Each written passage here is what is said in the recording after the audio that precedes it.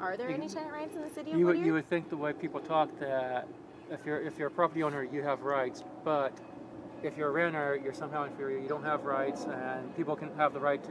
Those who own have the right to walk on you and like talk over you. Right, because they pay property taxes. You may pay property taxes, and because you owned your home prior to 1976, you're not paying the same property taxes as my parents who bought their home at the right before the bubble burst. You know, my parents bought their home. My parents have always owned property, but when we lived in Whittier, we were renting for a long time in Whittier, and my parents were able to purchase property in 2007, which was literally the top of the market. So, you know, they bought their house at almost 500 grand, and then the bubble burst, and now our home is valued at 300 grand, and we're Which underwater. is interesting because people talk about the high cost of rent. 60% of District 1 voters here in District 1 support rent control because they believe the rents are too high. Whereas other parts of Whittier, there's some mixture. A lot of people are opposed to it. On that, back in, because I was also born at Presbyterian, and at the time, my parents also lived over in East Whittier, actually right across the street from Parnell Park.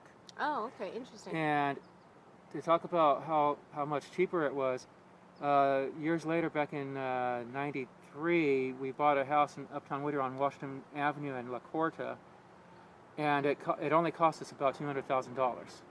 Today, that same house, if they were to sell it, they would try to get $500,000 to $600,000 for it. Yeah. So there's been considerable inflation since that time. Absolutely, and that's very difficult for me to talk about because I work with realtors, I know realtors, and I know that, you know, to them. But do they really have any control over it?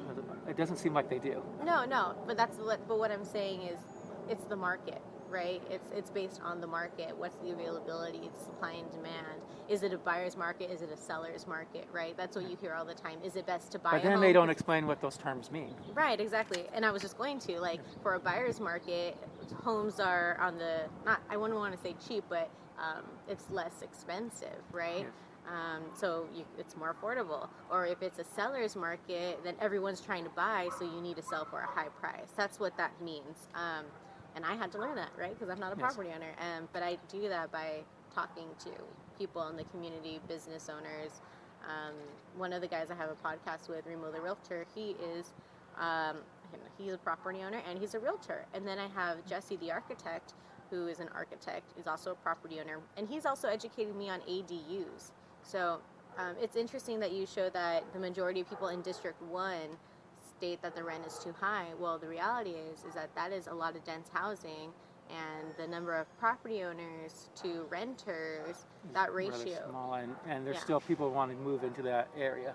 Well, because it's probably more affordable than other areas in the city of Whittier. Whittier is such a beautiful place. I'm very grateful to live here and to have been raised here, and I plan to continue my life here. You know, and that's another reason why I'm running. Just, we need equitable justice. And so when and it's just, sorry, I get so passionate about this stuff. It's time to end this segment. Oh my goodness, I keep talking. Okay, this is the end of part 2 of our interview. Please stay tuned for part 3.